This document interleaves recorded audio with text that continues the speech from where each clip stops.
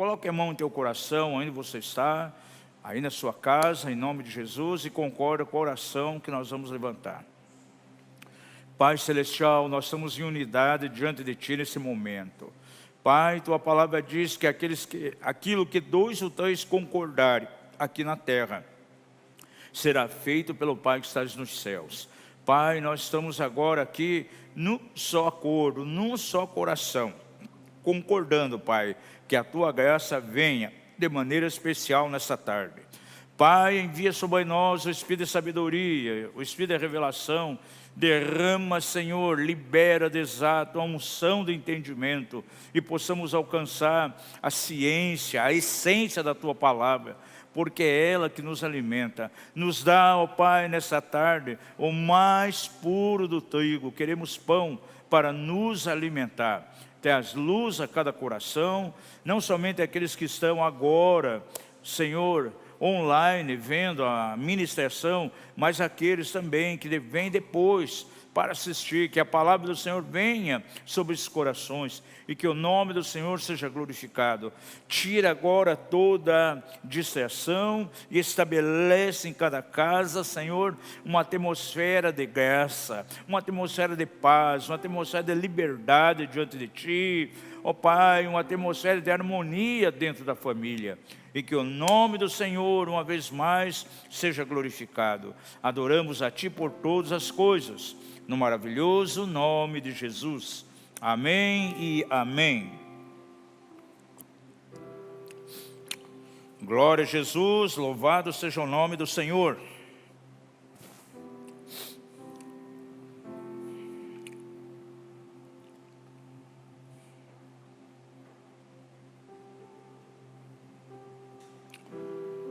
O tema que nós estamos abordando aqui desde domingo passado é discernindo extremos em nossa caminhada.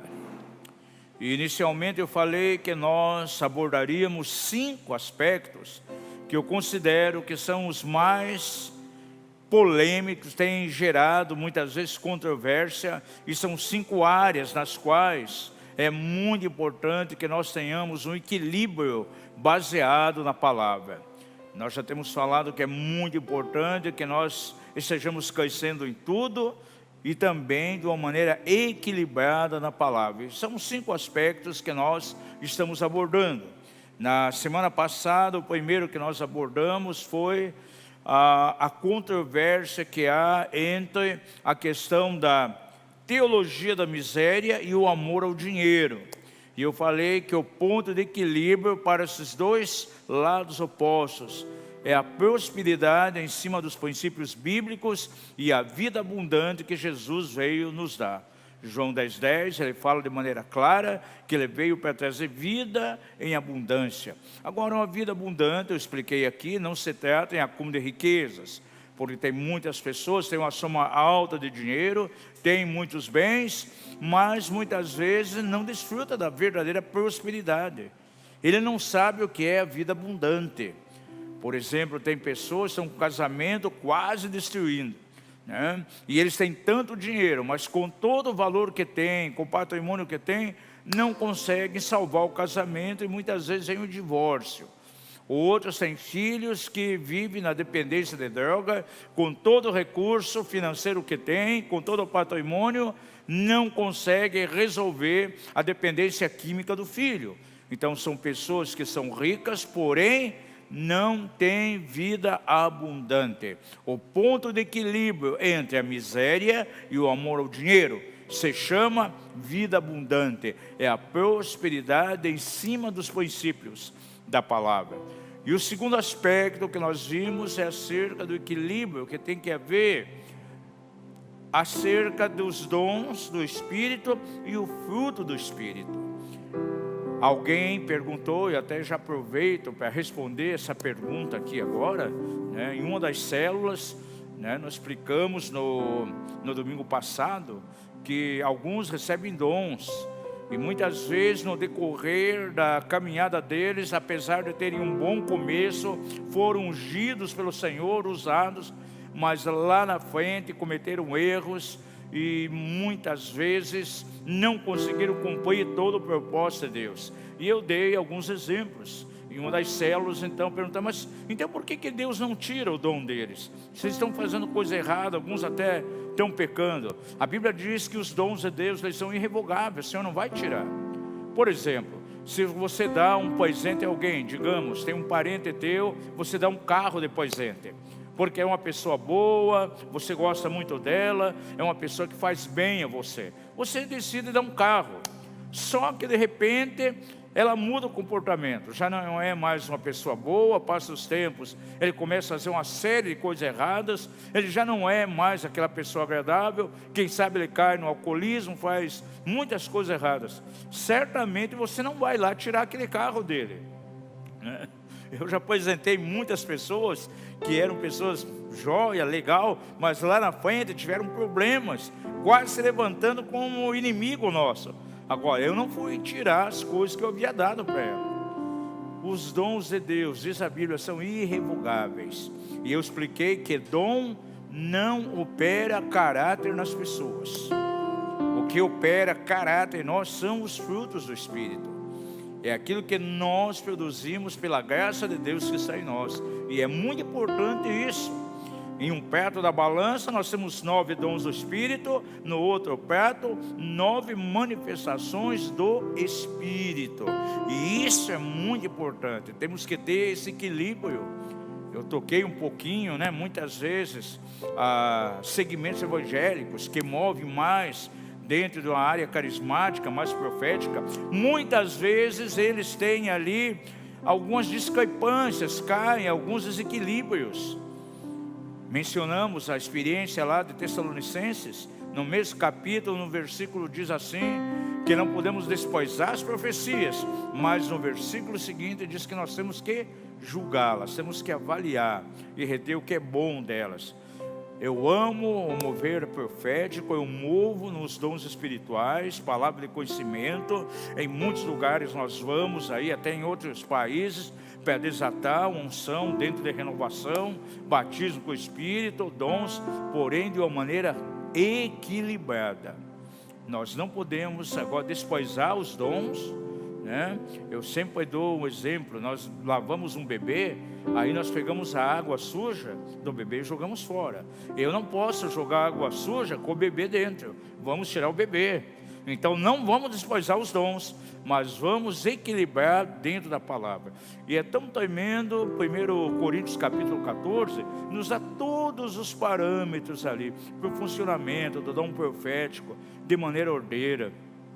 A maneira da manifestação do dom de línguas dentro da igreja, quer as línguas devocionais, para mim edificar a mim mesmo, quer aquelas línguas que o Senhor vai usar muitas vezes para trazer uma mensagem para a congregação. Esse equilíbrio é muito importante, é fundamental. Então esses dois aspectos nós já vimos. E nós vamos dar sequência hoje, vamos caminhar um pouco mais. Eu espero que possamos terminar aí até às 7h15, né? Não sei, porque nós temos 3 aspectos aqui para ver. E eu quero trazer de um modo que não fique dúvida para ninguém. Nós estamos trazendo o ensino apostólico aqui, baseado na palavra. Então nós temos que ir nas minúcias para que não fique de fato nenhuma dúvida. Para quem está marcando aí, pode colocar, terceira área que nós precisamos ter equilíbrio, é entre aquilo que é chamado de legalismo e a libertinagem. O que é libertinagem? É o abuso da graça maravilhosa que o Senhor nos deu, a graça salvadora, a graça de Deus que nos dá todas as coisas. Alguns segmentos têm entrado num extremo, é aquilo que é conhecido com a supergraça, ou graça barata, ou hipergraça. Agora, de onde vem isso? Será que é o conqueluche desses dias agora que nós vivemos? Não. Há muito tempo atrás já entrou dentro da igreja do Senhor uma doutrina chamada antinomianismo. Agora, o que é o antinomianismo? Anti, você sabe que significa contra. E nomos, lei. Então, Antinomianismo é algo que se coloca totalmente contra a lei. E é importante que nós tenhamos de maneira bem clara, principalmente quando tratamos o Velho Testamento, o funcionamento da lei. Porque aqueles que abusam da graça, aqueles que abraçaram a doutrina do antinomialismo, eles pegam a lei e fazem um pacote só. Eles não conseguem distinguir os aspectos da lei. Se nós estudamos lá o Velho Testamento, a lei de Moisés, o Pentateuco, a lei mosaica e ainda o livro dos profetas, nós vamos ver que existem leis ali em 3 dimensões. 2 dimensões não vão tocar nós, mas uma sim. Por exemplo, você encontra ali as leis cerimoniais, os sacrifícios como deveriam ser, né? Todas as cerimônias, as vestes sacerdotais, enfim, diversas coisas. Isso não se aplica para nós, porque foi claramente já estabelecido ali em Hebreus que era algo direcionado sim lá para os judeus. Eles iam vivenciar aquelas leis cerimoniais. As festas, como deveriam ser celebradas, ainda que haja uma figura para nós, a nova aliança, mas nós não vamos cumprir aquilo. Era especificamente para o povo de Israel. Existiam, em segundo lugar, as leis cívicas. Eram as diretivas de Deus em termos de como aquele povo ele tinha que viver. Por exemplo, não poderia remover o marco dos pais. Tinha lá a questão das propriedades. Tudo aquilo que estava ligado, por exemplo, ao ano do jubileu.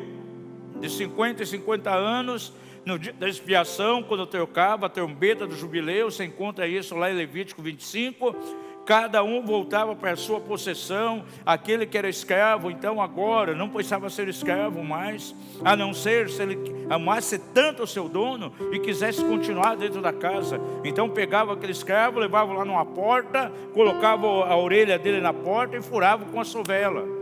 E ele era considerado então o servo de orelha furada.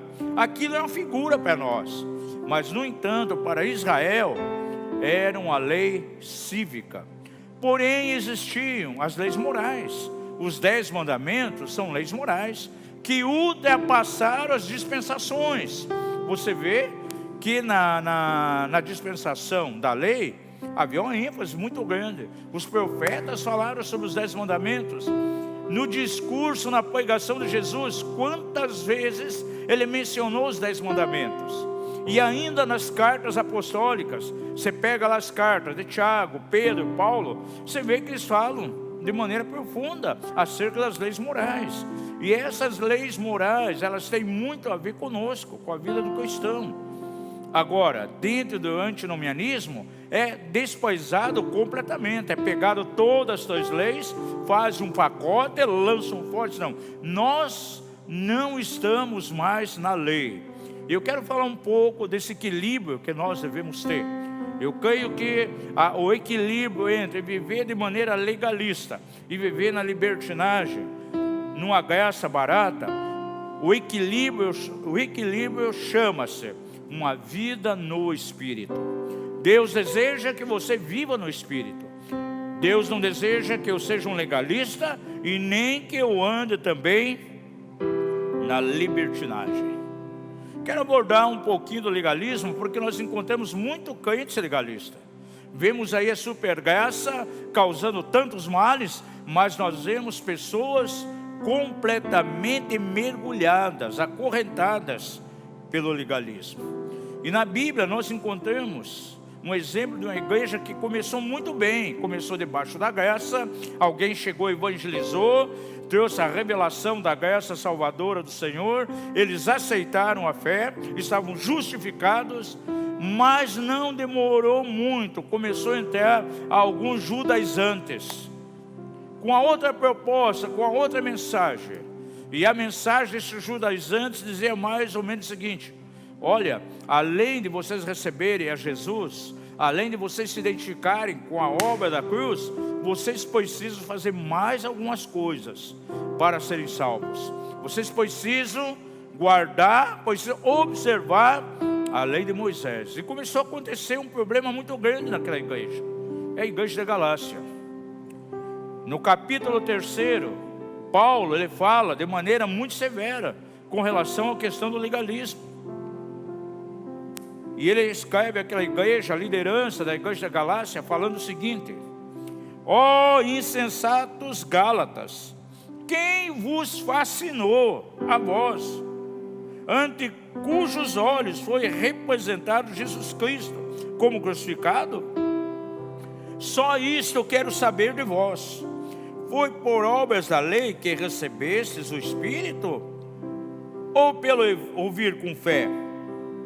Sois vós tão insensatos que, tendo começado pelo Espírito, é pela carne que agora acabareis? Gente, isso aqui é muito forte, porque a obra da carne, ela não está simplesmente no abuso da graça, mas está no legalismo também. Quem vive no legalismo, ele faz certas coisas, e na verdade nem é para agradar a Deus, é para satisfazer a Ele próprio. É um desejo da própria carne, para viver uma vida religiosa. Agora veja, a mensagem chegou ali pura, chegou cristalina. Paulo levou a mensagem. Quantos lá começaram a abraçar a revelação da obra da cruz, sendo justificados pela graça de Deus? Agora chega um grupo de judaizantes com a outra mensagem, em suma, um outro evangelho. Olha, vocês precisam guardar a lei. Olha, vocês precisam circuncidar.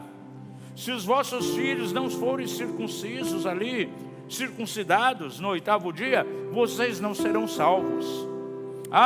Se vocês comerem aqueles animais considerados imundos lá do Velho Testamento, a lei de Moisés, vocês não serão justificados. Era exatamente essa mensagem que estava sendo trazida para substituir a mensagem da graça dentro da igreja da Galácia. Agora, Paulo, quando escreve, ele é muito forte. Ele diz assim: ó insensatos Gálatas, quem vos fascinou a vós para sair do evangelho simples da graça que eu vos anunciei para um outro evangelho? Essa palavra fascinar aqui, no original grego, ela tem um sentido muito forte. Significa enfeitiçar. Então, aquelas pessoas ali, judaizantes, estavam trazendo como que um encantamento dentro daquela igreja, para afastar aquelas pessoas da simplicidade do evangelho para outro evangelho. Por isso Paulo diz: quem vos fascinou? Quem vos enfeitiçou? Posso reconhecer que aqueles irmãos estavam entrando debaixo do encantamento. E quantas igrejas legalistas em nossos dias, que pessoas são obrigadas a fazer algumas coisas. Amados, tem coisas que são irrelevantes. Por exemplo, eu, como viajo bastante, eu vou pregar em muitas igrejas, em muitos segmentos, eu vejo diferenças de um lugar para outro. Tem lugares, por exemplo, que ninguém participa da ceia do Senhor se não lavar os pés.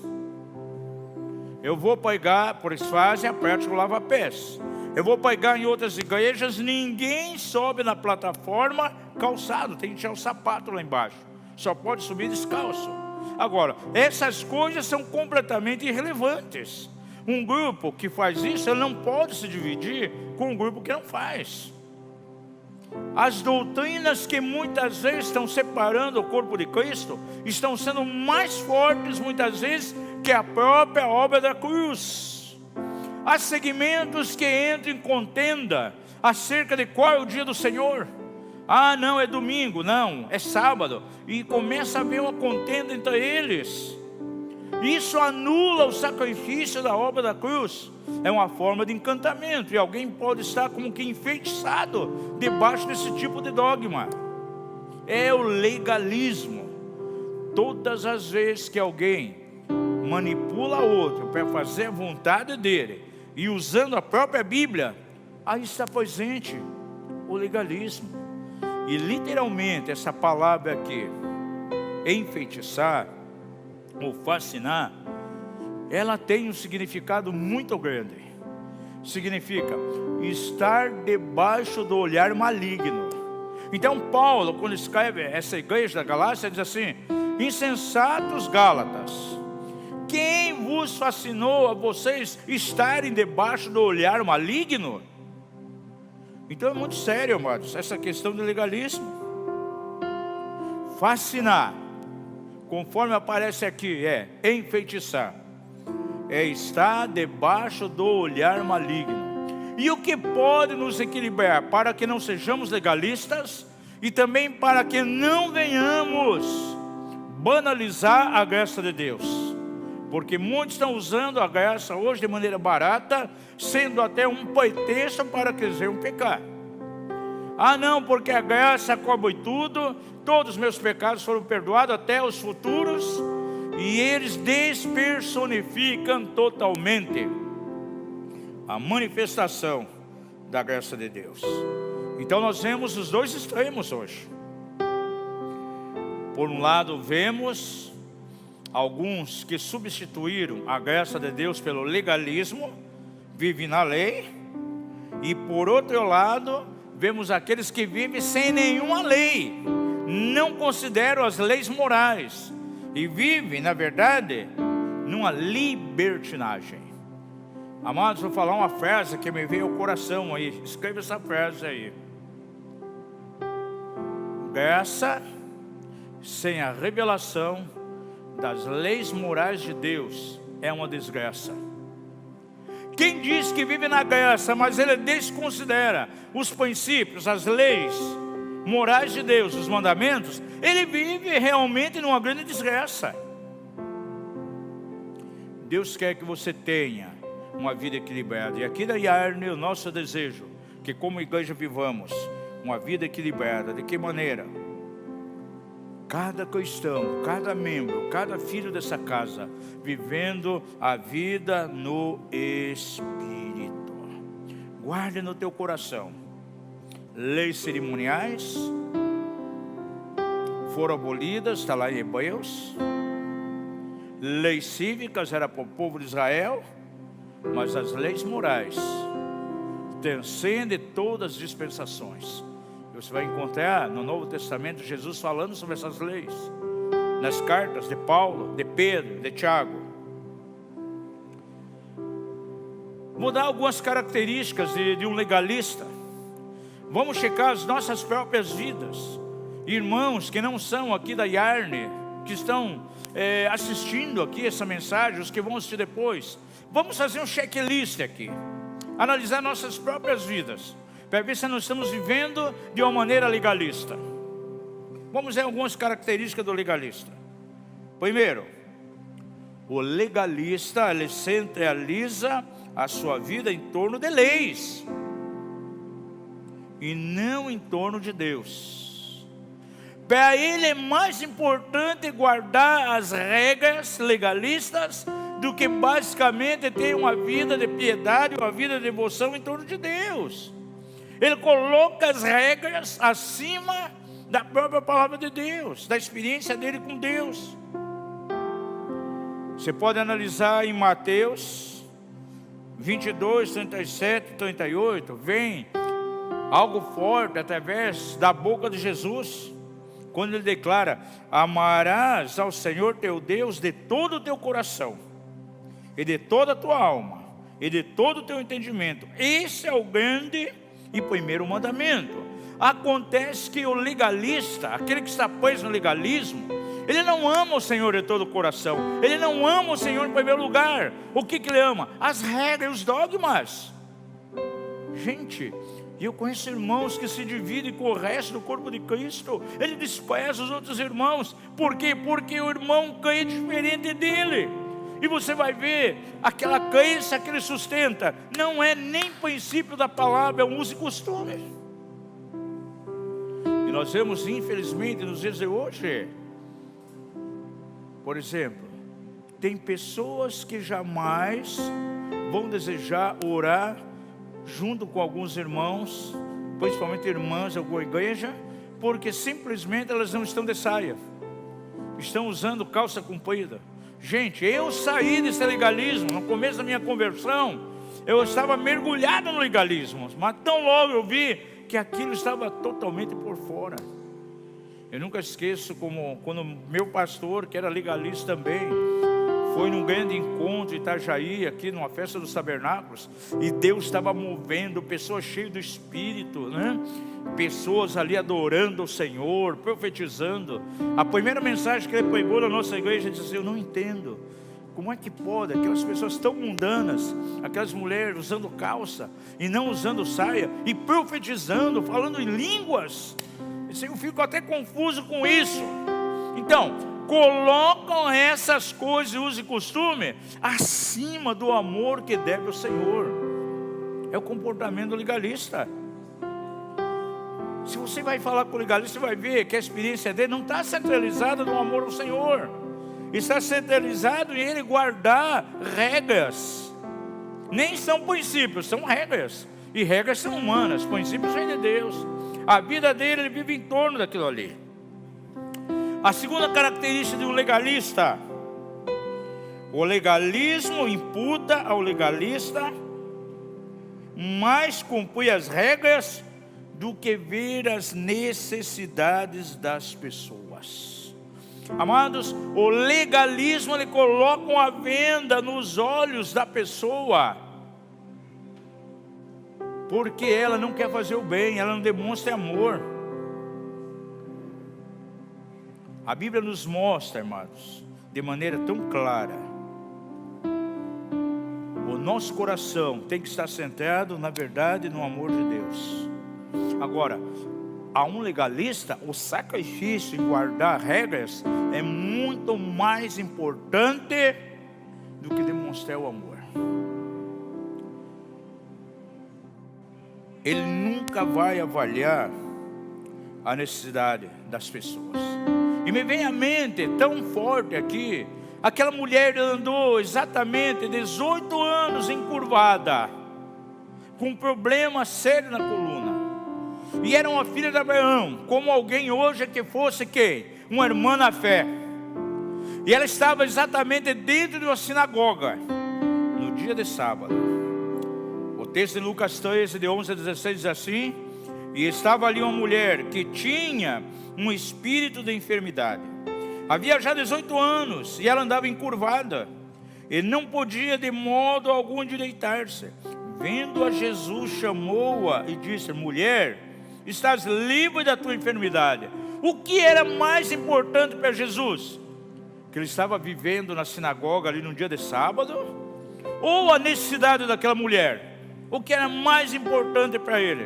A necessidade de alguém que estava ali encurvado já há 18 anos. Mas o legalismo ele age de maneira diferente. Ele vai olhar a regra e não quer demonstrar o amor. Passa por cima, desconsidera as necessidades da pessoa. E diz aqui, Jesus chamou-a e disse: mulher, estás livre da tua enfermidade. E impôs sobre ela as mãos, e ela se endireitou de imediato e saiu glorificando a Deus. Agora chega um legalista, chefe da sinagoga, que estava indignado porque Jesus curou ela no sábado.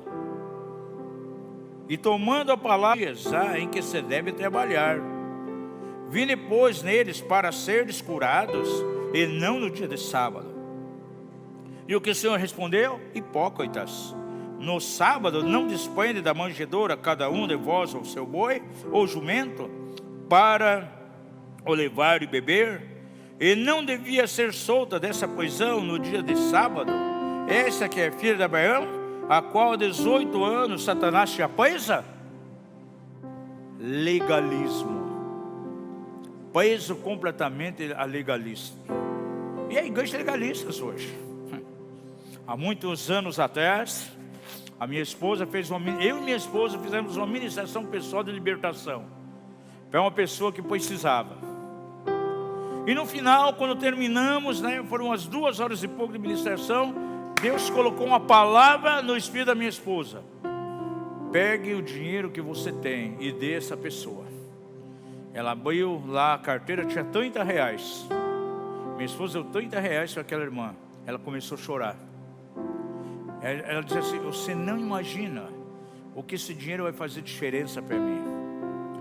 Eu vim a pé da minha casa para participar dessa ministração, porque eu não tinha dinheiro para ônibus, ia voltar a pé. E na igreja que eu faço parte, eu faço alguns trabalhos para a igreja. E na semana passada, quando eu fui, eu falei que teria essa ministração pessoal. E eu pedi para um dos líderes 2 vales transportes, um para mim vir e outro para voltar. Ele disse que não podia dar, que ele tinha que reunir com o conselho da igreja para definir se poderia liberar 2 vales transportes. Gente, aqui está um exemplo claro de legalismo. Ele simplesmente poderia dar o bolso dele. Na época, cada vale transporte era R$1 e pouco, R$2. Levar para uma reunião para ver se dava para liberar os 2 vales transporte. Não, é a regra que nós não podemos quebrar isso para ninguém. É a mesma coisa, de repente vem alguém na igreja e está passando fome. O estoque de alimentos da igreja está abarrotado.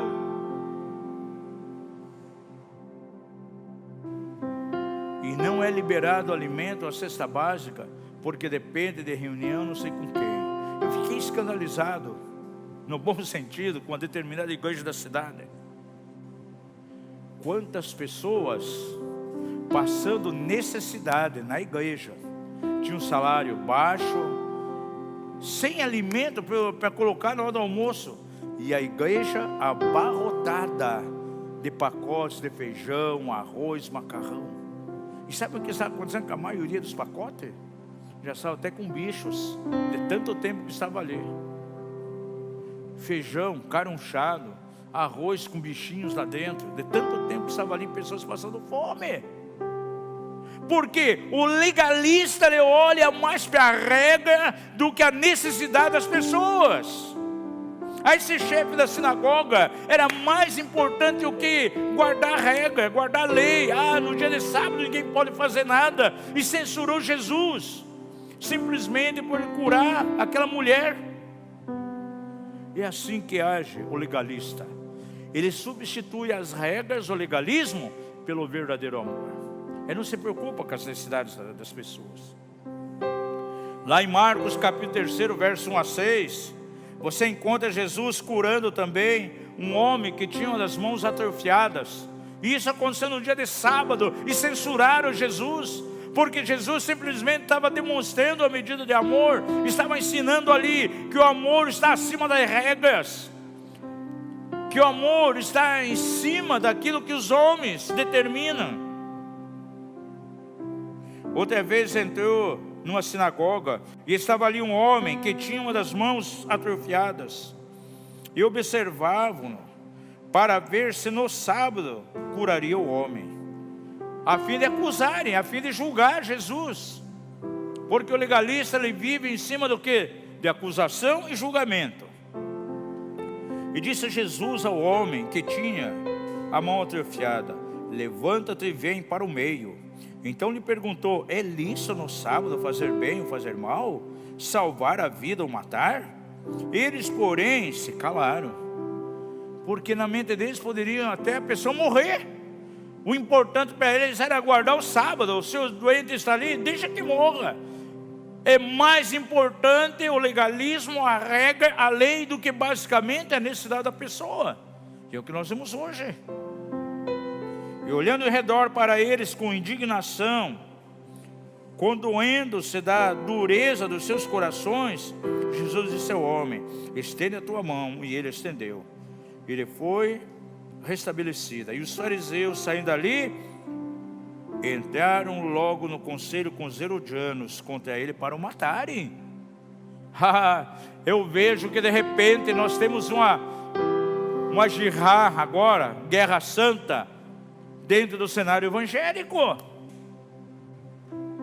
A guerra matou quanta gente em nome de Deus. E está escrito no Evangelho de João que nos últimos dias alguns matariam os outros, na mente deles, julgando que estavam fazendo um serviço ao próprio Deus. Eu não posso matar meu irmão na fé. Você tem uma necessidade da igreja, eu tenho que abençoar. Não existem regras. O reino de Deus está posicionado em princípio, não em regras. O legalista, ele desconhece os princípios da palavra, para ele é importante as regras. A um legalista, não importa se uma pessoa está vivendo em pecado. O importante é como ela está se vestindo. E o que eu vejo, amados, onde há tanto pecado enrustido, são nos lugares mais legalistas que existem. Quanto maior é o legalismo, mais presença de pecados ocultos existe ali. E os escândalos vêm. O Senhor tem permitido nos últimos anos aí, com que a saia desses segmentos legalistas seja levantada. E é exposto a vergonha, a nudez. É colocado na internet aí. E o próprio diabo, o diabo trabalha de maneira tão suja, leva essas pessoas a viver mergulhadas no legalismo. E o próprio diabo faz com que a vergonha dele seja propagada aí por todos os canais da internet. Desde semana, está todo mundo sabendo e falando. Aí você vai ver, o cara foi um dos maiores legalistas. Certa vez fui pregar numa cidade litorânea aqui de Santa Catarina, cidade onde tem um evento anual, não quero falar o nome aqui, mas um pastor da cidade disse: esse evento é pior que os carnavais do Rio de Janeiro. Você não imagina, após o evento, o tanto de meninas que aparecem grávidas. No próprio lugar do evento, perto das imediações, o que vem de camisinha ali, aos montes. Gente, que coisa terrível. Eu tenho que abrir o verbo, abrir o coração aqui, gente. Nós trabalhamos com libertação no Brasil todo, e vem certas confissões que nos aterrorizam. Pregadores têm envolvimento sexual com cantoras. Termina a reunião do próprio evento, vão para motel, esse tipo de coisa. E ainda usa os nossos materiais. Aí não, depois a gente faz desligamento de alma, não tem nenhum problema. Ainda usa os nossos ensinos ali. Aí você vai ver, cheio de legalismo. Terceiro lugar, terceira característica do legalista.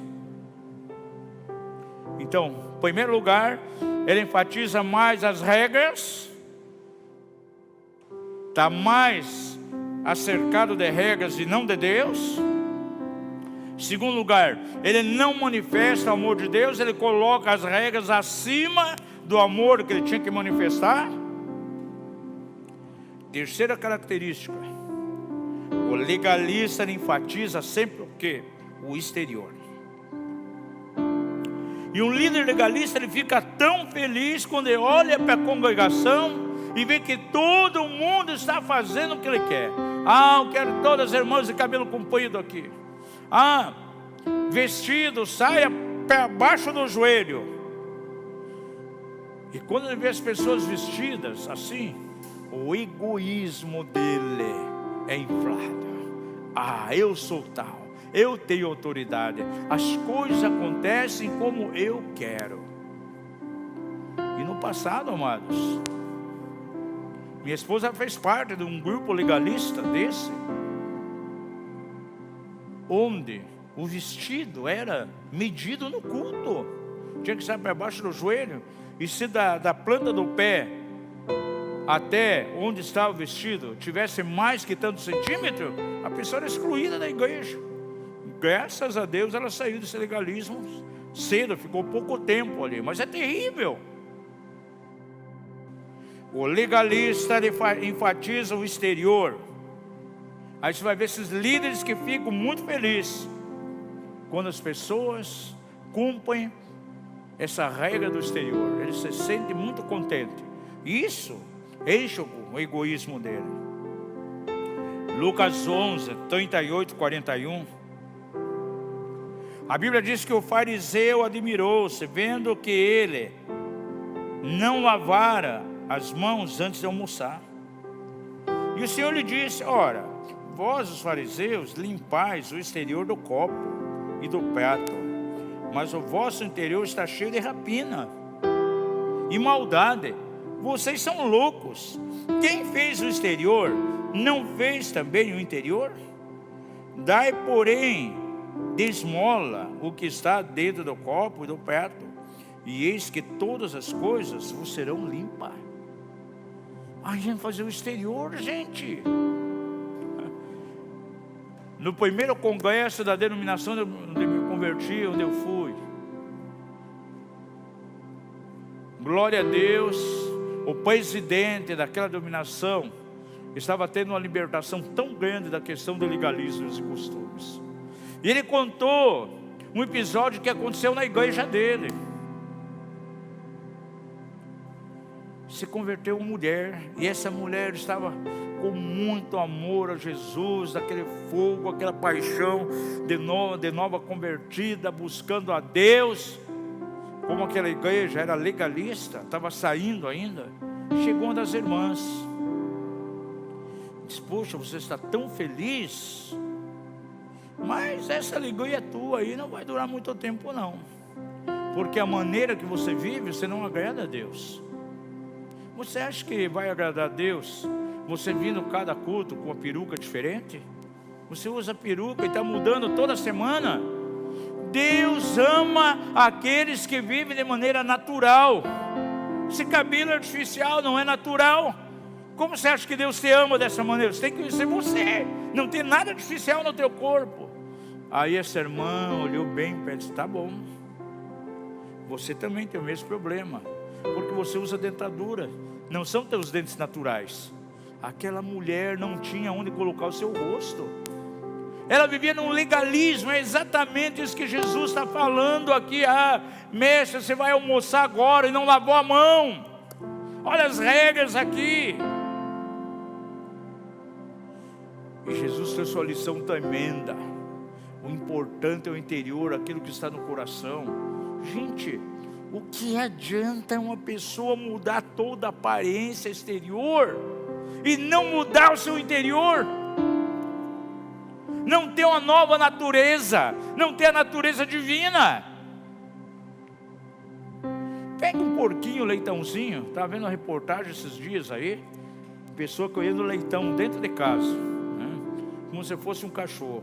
E daí cresceu, ficou um porcão, e deu o nome de Baby, o baby da família. Agora, achei interessante, aquele porco lá no jardim, de repente viu uma poça de lama. Sabe o que ele fez? Correu lá para a lama. A natureza de porco nunca mudou. A pessoa pode mudar as vestes exteriores, pode se encher de regras, mas ele não tem o princípio do reino, ele não tem uma nova natureza, ele não tem a natureza de Cristo.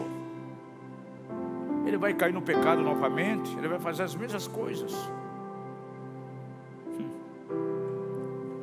Então alguém começou a colher um leitãozinho dentro de casa, levava no carro, pé cima e pé baixo, fitinha cor-de-rosa no pescoço, cheirosinho, até que um dia estacionou o pátio do supermercado, o porquinho lá dentro. Começou a chover. Quando ele viu uma poça de lama, ele quer arrebentar o vidro para ir para aquela poça de lama. E quando a dona abriu a porta, ele correu lá para a lama. Por quê? Tinha natureza de porco. Não adianta, amados. Quem tem natureza adâmica, não nasceu de novo pelo poder da graça de Deus, ele vai cair em pecado. Não interessa, pode estar com o maior tipo de roupa. Agora o líder dessa pessoa fica feliz, porque com a mensagem, muitas vezes manipulando as escrituras, para que ele consiga aquilo que ele mesmo quer, ele pode manipular aquela pessoa para vestir como ele quer, fazer aquilo que ele quer, mas a natureza não mudou. O reino de Deus é formado por aqueles que mudaram a natureza, e na religiosidade é colocado a exterioridade acima da nova natureza que alguém tem que receber. Filho meu, dá-me o teu coração, porque é do coração que procedem as saídas da vida. Jesus falou, tudo aquilo que é de mal procede de onde? Do interior do coração das pessoas. E quantas pessoas mudaram a maneira de vestir? Não vão mais no cinema, não faz mais uma série de coisas, mas o coração não mudou, está igual. Legalista, legalismo. Quarto lugar, quarta experiência. Puxa, nem saí do terceiro ponto aqui, 6h46, meu Deus. O legalista se enfoca naquilo que é de menor importância. Ele é como um mosquito e engole um camelo. Foi o que Jesus falou para os fariseus lá em Mateus 23:24. Guias cegos, vocês comem um mosquito e engolem um camelo. Porque dava importância nas coisas pequenininhas.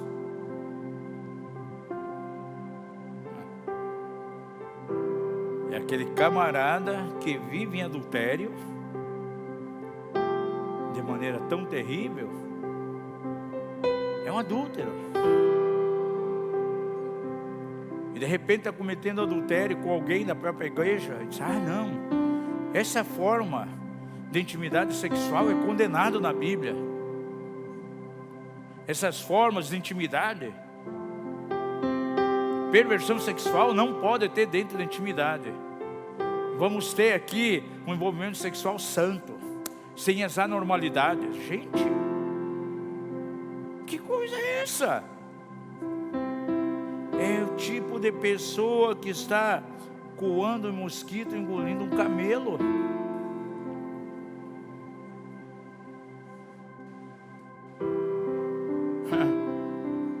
O camarada legalista,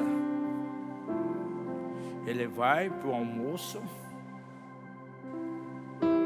diversas pessoas, até ímpios ali, de repente ele começa a encher a cara de bebida alcoólica, e ele vê outro irmão da igreja está comendo uma carne de porco, e ele diz, ó o pecador comendo animal imundo.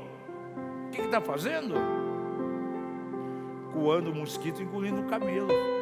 Ele está ali envolvido no alcoolismo e está julgando o irmão que está comendo carne de porco, gente. Isso é terrível, é o comportamento legalista.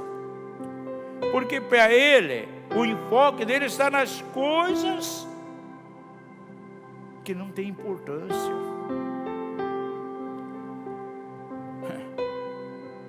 É o camarada, tem uma desavença com o irmão na igreja. O melhor momento que ele tem para acertar aquilo ali, liberar perdão e restaurar relacionamento é no dia da ceia. Só que no dia da ceia, como aquele irmão de outra igreja, e veio para o culto deles ali no dia da ceia, eles lavam os pés. Aquele irmão foi, participou da ceia e não lavou os pés. E aquela pessoa que está cheia de raiz de amargura, falta de perdão, começa a julgar ele. Olha só, ele veio na nossa ceia aqui, nem lavou os pés para participar, é um pecador mesmo. É isso que me faz eu viver dividido com ele. Sabe o que é isso, amados? É exatamente o que Jesus falou aqui. É coar um mosquito e engolir o quê? Um camelo. Os legalistas vivem assim, amados. E será que nossos dias tem legalista dentro da igreja? Tem.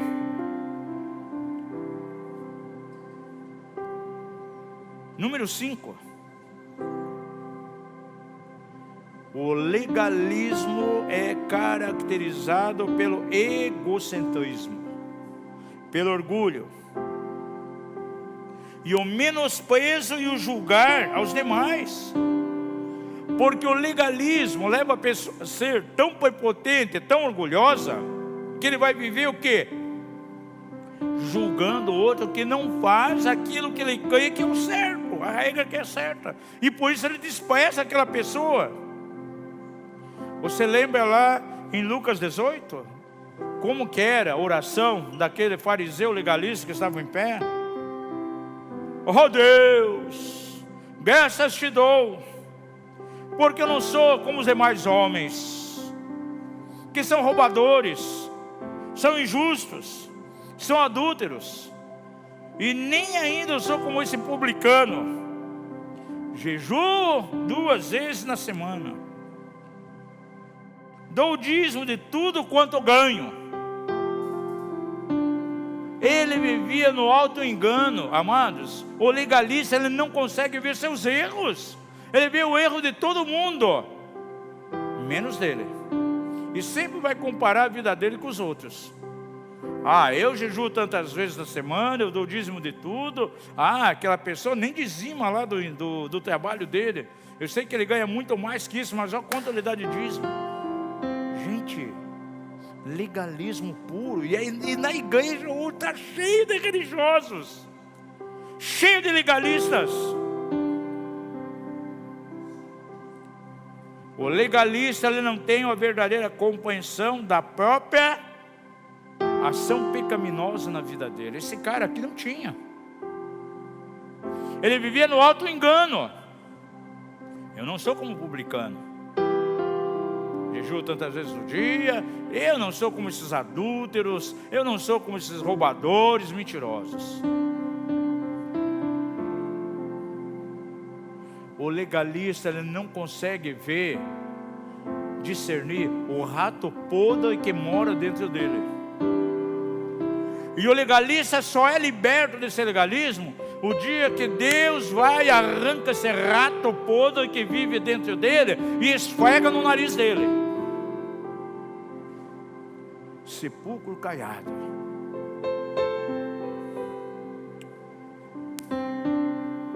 Lucas 18, 9 a 11. Propôs também Jesus essa parábola a uns que confiavam em si mesmos, crendo que eram justos, e desprezavam os outros. 2 homens subiram ao templo para orar, um fariseu e outro publicano. O fariseu em pé então orava consigo mesmo: ó Deus, graças te dou, porque eu não sou como os demais homens. Olha, esse fato de viver comparando. O legalista, ele tem o hábito de comparar a vida dele com os outros. E você já notou que ele sempre vai escolher pessoas que estão pior do que ele para se constituir o bom? Eu nunca vejo um legalista comparar a vida dele com alguém que está numa posição melhor. Porque nunca ele quer ficar para trás, ele quer estar sempre por cima. Então vai escolher aqueles que estão numa situação desfavorável para que ele possa comparar a vida dele com aquela pessoa. Número 6, sexta característica. O legalista, ele não tem nenhum valor real para mortificar o pecado. Sabe por quê? Porque ele acha que nunca erra. Ele acha que nunca tem pecados. Ele se sente como sendo um anjo de roupa. Isso é algo terrível. Quer dizer, eu não preciso mortificar o pecado na minha vida. Por quê? Porque eu não tenho pecado. Esse é um lado oposto. É a pessoa que despreza totalmente o que? A graça de Deus. É o legalista. Agora vamos ver o lado oposto, aquele que vive na libertinagem. Esse é o que abraça a lei. Agora vamos ver aqueles que desconsideram as leis morais, que botam tudo num pacote só. É o abuso da graça. É o antinomianismo. O que prega o antinomianismo? Não existe lei para o crente. É o que o pessoal da hipergraça pratica. Eles têm uma visão exagerada, deturpada, errada da própria graça de Deus.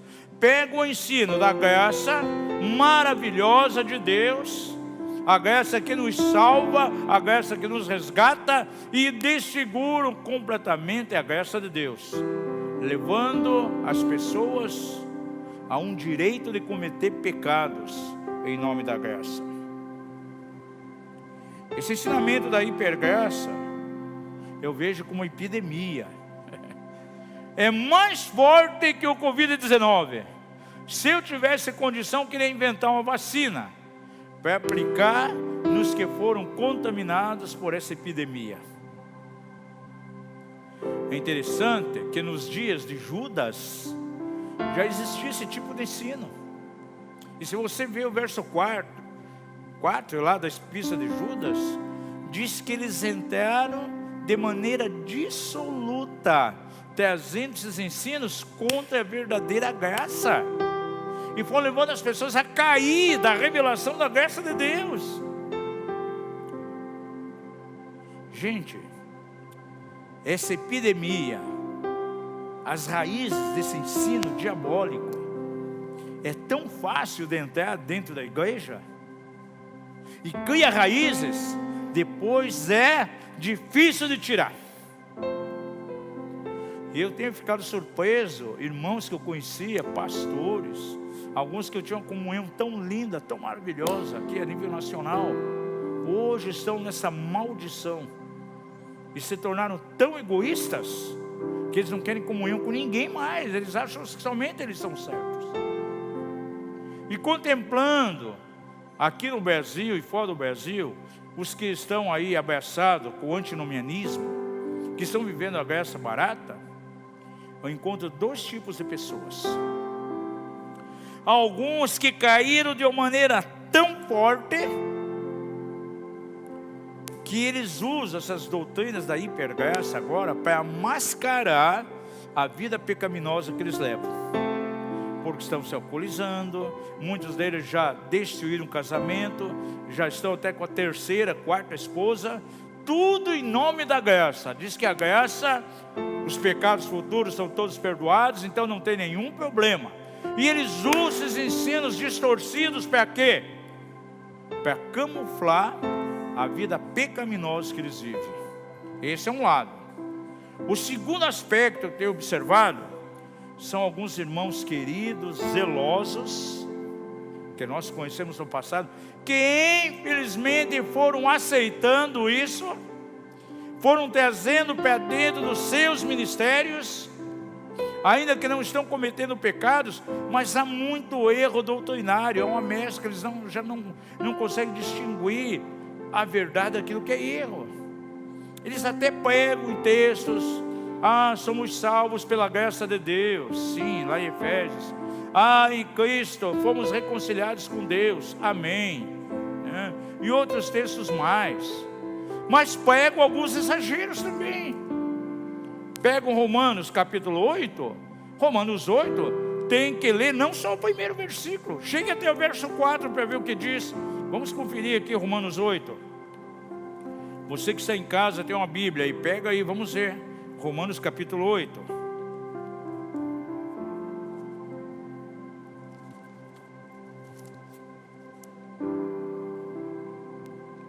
Portanto, agora nenhuma condenação há para os que estão em Cristo Jesus, amém?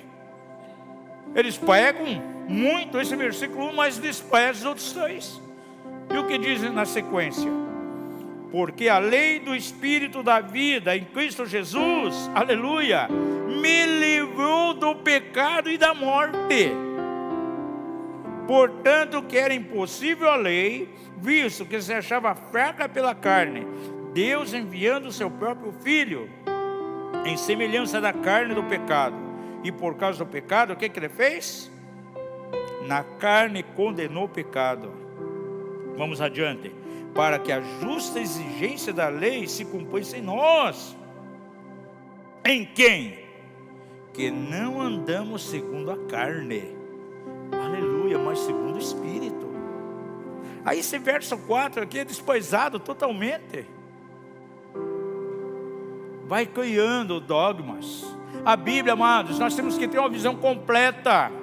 E muitos irmãos amados e queridos entraram para essa linha doutrinária e usam alguns textos fora de contexto. Isso serve para um grande pretexto. Todo texto fora de contexto leva um pretexto. E muitos estão com esse pretexto para permitir até ação pecaminosas nas suas vidas.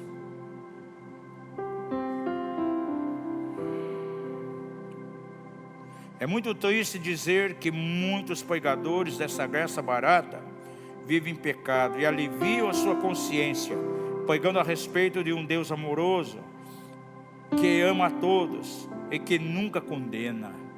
Amados, Esses irmãos, eles têm desfigurado a pessoa de Deus. Se você ler em Hebreus capítulo 12, o Senhor, o que Ele faz? Corrige aquele que ama.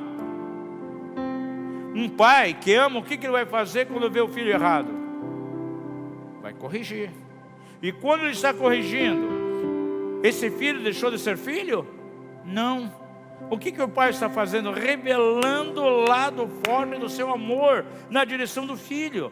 E aí eles dizem, não existe disciplina para o crente, né? Amados, quando Deus disciplina um crente, está revelando o lado forte do seu amor, porque senão deixaria o filho disciplinado fazendo todas as coisas. É uma mensagem que desfigura o verdadeiro amor de Deus.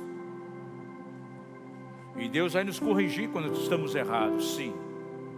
Agora eu vejo que muitos ministérios, eles foram, uns vivem no legalismo, né? É egoísmo puro, outros estão vivendo na graça barata, que é egoísmo também. E a maneira que foram caindo nisso foi gradual. E hoje tem grupos assim, bem extremos. Primeiro começaram a pregar, então, contra a lei. Não, o Velho Testamento não tem valor nenhum. Toda a lei foi abolida, e aí esquece das leis morais. Aí, quando eles caíram mais profundo na heresia, começaram a pregar o seguinte: olha, os ensinos de Jesus não é para a nossa época. Isso foi para a época dele. Não se aplica a nós. Foi para o povo judeu nos dias do ministério dele. Mas a degradação doutrinal não parou aí. Porque segundo eles, cresceram um pouquinho mais na revelação. Porque eles começaram a pregar que os ensinos de Paulo não tiveram valor até a carta à igreja da Galácia. Porque diz que foi quando escreveu aquela igreja que ele teve a revelação da justificação pela fé em Cristo, e todos os escritos de Paulo, então, antes da carta à Galácia, tem que ser descartados, não tem valor. É só de Gálatas e em diante que ele escreveu. Só que eles cresceram um pouquinho mais, e eu tive que ter, na mentalidade deles, né, cresceram um pouco mais, e eu tive um confronto com um desses que cresceu, se tornou mestre teólogo da supergraça. Sabe o que ele falou? Vocês crentes legalistas, como vocês perdem tempo? Vocês ficam orando aí, combatendo um diabo que não existe mais. A maioria dos crentes fazem aí oração, fazem jejum para combater o diabo, ele nem existe mais. Ele já foi aniquilado pelo sacrifício de Jesus na cruz, está lá em Hebreus. E o que vocês estão gastando tempo? Combater um diabo que não existe mais. A que ponto chegou? E de onde vêm essas pessoas? É aquilo que está em Judas. Verso 4. Foi entrando de maneira sorrateira, foi trabalhando e levando a pessoa exatamente para um desequilíbrio. Então, o equilíbrio, amados, que tem que haver entre o legalismo e a graça barata, eu chamo de vida no Espírito. Aleluia. Quero dar também aqui, para ficar empate, nós falamos aqui das características do legalista. Vamos empatar, eu tenho que deixar empate aqui. Eu tenho que dar as características daquele que vive na libertinagem, na supergraça. Vamos dar algumas características aqui. Primeiro, a pessoa que abusa da graça de Deus, ele está centralizando a sua vida em torno dele mesmo, e em torno do pecado, e não em torno de Deus e das demais pessoas. O ego dele que está em jogo ali, os seus desejos, a sua própria vontade, porque o desejo dele é fazer bem a si mesmo, é agradar a si mesmo e não a Deus. Eu tenho liberdade, aleluia, para fazer aquilo que eu quero. Eu saí do legalismo, agora eu faço o que eu quero. Que uma mulher da supergraça, aleluia, eu conheci ela quando não era da supergraça, passou até pelo nosso ministério. Aí ela escreveu numa rede social: que bom, eu posso pecar hoje. e os meus pecados futuros, todos lá no passado, já foram perdoados. A supergraça leva as pessoas a não encarar o pecado como pecado. Eles, na verdade, atribuem o pecado como liberdade. Agora temos liberdade.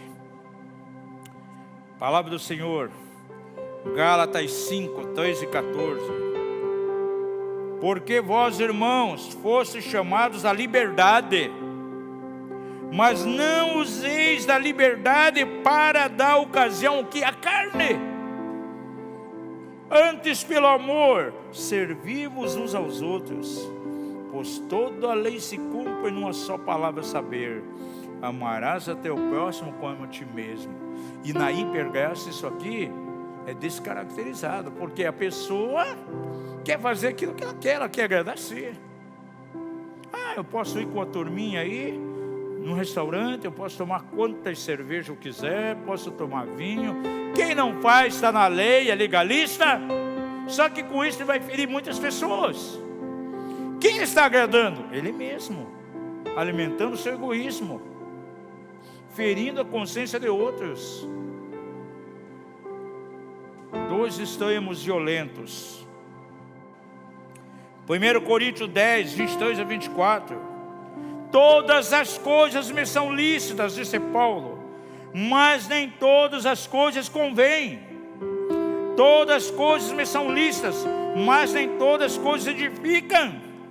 Ninguém busca o proveito próprio, antes o que é do outro. E a supergraça leva a pessoa à libertinagem. O abuso da graça leva a pessoa a fazer aquilo que ela quer, é agradar a si mesmo. Isso choca completamente com a visão bíblica. Eu tenho que considerar o outro, é o corpo de Cristo, gente.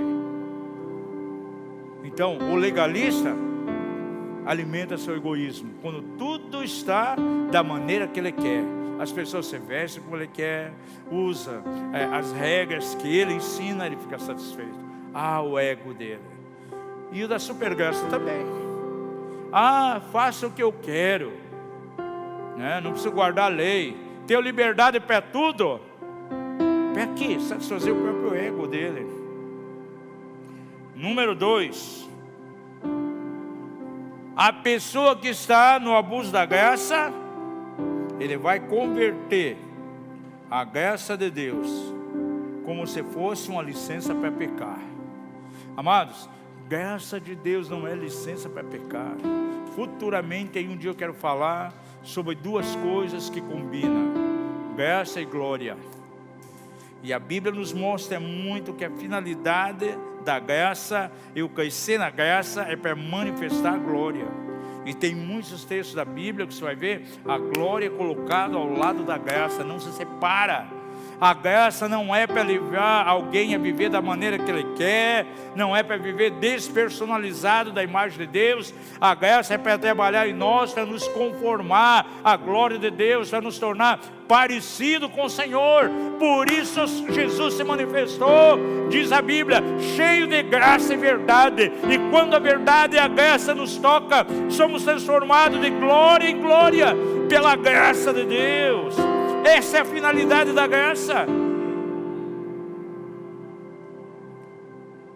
E os que procuram ser cuidadosos em obedecer a Deus, amados, vivenciar os princípios de Deus, acabam sendo vilipendiados. Somos chamados muitas vezes de legalistas. A mensagem aqui da casa é sobre santificação. Pandemia agora é sacerdócio, é altar. E o pessoal da hipergraça, quando olha, nos julga. Começa a vilipendiar aquilo que pregamos, a maneira que nós vivemos. Encerro aqui declarando, não consegui nem terminar aqui as características, aí para frente vão terminar. Mas eu encerro dizendo aqui que aqueles que são presos na hipergraça, sabe o que eles são? Eles são escravos de si mesmos. Uma das maiores libertações que um ser humano pode ter é a libertação de ele ser escravo de si mesmo. Porque quando ele é escravizado por Satanás, por demônios, é coisa fácil para libertar. Vem num cio, recebe oração, ministração. Agora, quando ele é escravo de si mesmo, é a pior coisa. Romanos 6, 15, 16, diz o seguinte, com isso eu termino. Pois que havemos de pecar, porque não estamos debaixo da lei, mas debaixo da graça? De modo nenhum. Aí o apóstolo fala aqui: não sabeis que daquele a quem vos apresentais como servos para lhe obedecer, sois servos de si mesmo? A quem obedeceis, seja do pecado para a morte, ou da obediência para a justiça. De quem somos escravos? A quem estamos apresentando os nossos corpos? Quem está na libertinagem, no abuso da graça, está apresentando seus corpos ao pecado. Porque acha que pode fazer qualquer coisa, ele pode se alcoolizar. Alguns já cometem aí. Eu já vi homossexualista, pessoa na homossexualidade, diz, não tem problema. Ah, Deus fez um terceiro sexo. E há pastores apoiando. Gente, escravo da carnalidade, escravo do pecado. Deus não quer que ninguém seja escravo de si mesmo. E a obra maravilhosa da graça de Deus é nos libertar. Agora, quantos, em nome da graça, estão se tornando escravos novamente? O diabo está operando de maneira tão terrível dentro dessa doutrina. E nós trabalhamos com libertação e viajamos bastante. Sabe o que eu tenho encontrado muitas vezes? Pessoas que caíram nas teias dessa doutrina diabólica, estão enraizados até os ossos, e começaram a pecar, pecados sexuais, alcoolizando, tiveram a vida tão mergulhada em pecado, que agora, sabe o que o diabo está falando com alguns deles? Ah, para você não tem mais jeito.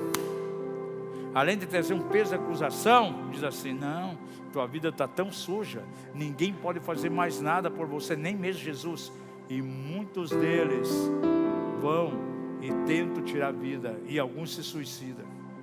E nos Estados Unidos está acontecendo muito isso. Pessoal da hipergraça, pessoas que abraçaram o antinomianismo, cometendo suicídios, porque acham que a vida está tão suja, que Deus não recebe mais. O diabo, ele trabalha dessa maneira. Ele tem essa doutrina tão falsa, permite que seja arraigada no coração do homem, ele cai em pecados, e agora acha que para ele não tem mais jeito. Que o Senhor nos guarde. Quero orar com vocês, e aí para frente a gente vamos continuar falando aí desse desequilíbrio. Pai da glória, procuramos ministrar a Tua palavra hoje aqui, Senhor, e nós queremos, como casa apostólica, caminhar na luz da Tua palavra. Jesus falou que temos que andar em espírito. Quando andamos, Senhor, em espírito, não cumpriremos a concupiscência da carne. Jesus, ele vivia em espírito, ele andava em espírito. Não queremos pender para o legalismo, e hoje nós podemos levantar as nossas mãos e declarar glória a Deus por aquilo que Tu fizeste na cruz. A Tua obra foi suficiente para nos justificar, para nos trazer salvação, Pai. Não há mais nada que precisamos fazer. Não guardamos, Senhor, preceitos da lei, não há regras. Somos justificados pela fé. Maravilhosa graça salvadora, e nós adoramos a Ti por isso, Pai. Obrigado por nos libertar de todo o legalismo. E agora, Senhor, recebendo a Tua graça, vamos viver uma vida pia, santa, andando nos princípios de Deus. Aleluia, porque a Tua graça nos leva a viver uma vida de separação para Ti, uma vida de pureza. Oh Deus, nós não aceitamos esse ensino de graça barata, que leva as pessoas, Senhor, a viver da maneira que elas querem. Não precisa nem congregar, não precisa igreja, não precisa sujeição. Eu posso fazer o que eu quiser, eu tenho liberdade. Essa é uma mensagem maligna, que entrou com raízes dentro de muitas igrejas, Pai, até de amigos nossos, entrou com facilidade. Mas essa doutrina não sai com facilidade não, ela fica arraigada. Pai da glória, nós abençoamos essa igreja aqui, abençoamos cada vida que está em casa, com essa palavra, que o Espírito Santo durante essa semana venha falar com cada um, e que o nome de Jesus seja glorificado. Ah, Deus, resplandece a tua glória de maneira tremenda, que essa palavra seja aplicada nos corações. Pai, nesses dias de tantas trevas que estamos vivendo também, ó Pai, há como uma nuvem de escuridão sobre as nações. Senhor, o Covid-19 levando muita gente à morte. Senhor, quantos irmãos têm tido a visão do cavalo preto? Ó Deus, é a voz de Abaddon ecoando na terra. Quebra os poderes de Abaddon, Pai, de todo o principado demoníaco. E nós queremos declarar saúde. Haja saúde aqui na igreja, em cada casa. Haja saúde da tua igreja na cidade, no corpo de Cristo em Curitiba, no estado, no Brasil, nas nações. Venha estancar essa pandemia, Pai.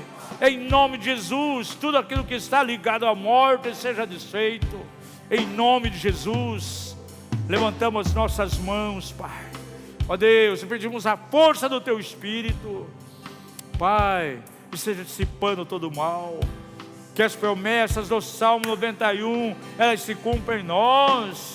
Nenhum mal chegará à nossa tenda, nenhum mal chegará às nossas casas, Senhor. Seremos guardados por Ti, para a glória do Teu nome. Fortalece Teu povo, Pai. Ilumina-os, santifica cada um, resplandece sobre eles, hoje e sempre, Pai, para a glória de Deus Pai. Amém. Vamos adorar o Senhor. Aleluia.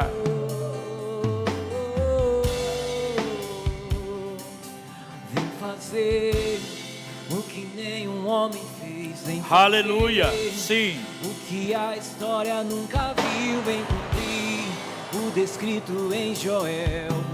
Ora baixaca sarabacandere que será. Oh, aleluia. O que nenhum homem fez. Vem fazer o que a história nunca viu. Vem cumprir o descrito em Joel. Aviva-nos, aviva-nos, vem fazer o que nenhum homem fez. Vem fazer o que a história nunca viu. Vem cumprir, aleluia, o descrito em Joel. Oh Deus, aviva-nos, aviva-nos, Pai, aviva-nos, vem fazer Pai. Sim. o que nenhum homem aleluia fez. Vem fazer o que a história nunca viu. Vem cumprir o descrito em Joel. Aviva-nos a terra.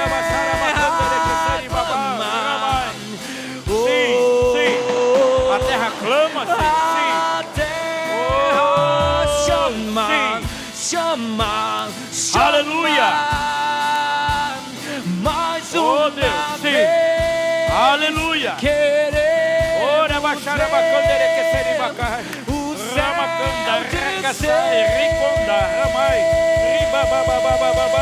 Aleluia. A terra aleluia. A terra chama, chama, aleluia, chama. Mais uma vez, queremos ver o céu descer. Desce, o céu desça. Aleluia.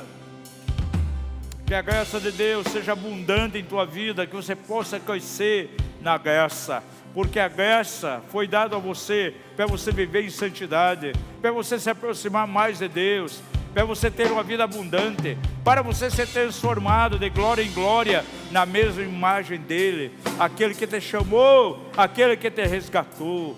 Tenha uma ótima semana em nome de Jesus. E a Yarne tem um encontro com você amanhã, 19 horas, aí no momento de oração e adoração. Fique na paz do Senhor, em nome de Jesus. Amém. Este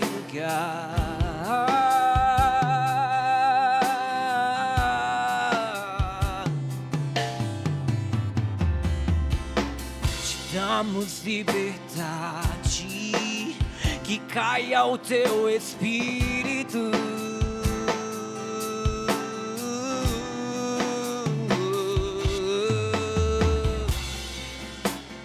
Enche este ambiente, enche este lugar.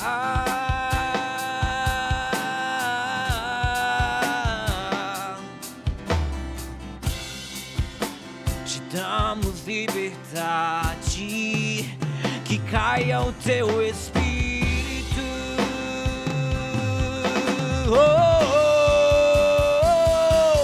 Vem fazer o que nenhum homem fez, vem fazer o que a história nunca viu, vem cumprir o descrito em Joel.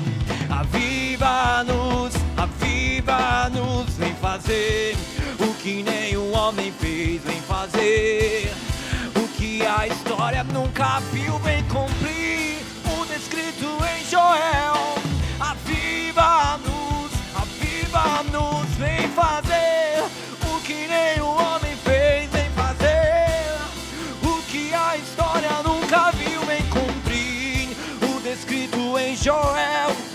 Aviva-nos, vem fazer o que nenhum homem fez, vem fazer o que a história nunca viu, vem cumprir o descrito em Joel.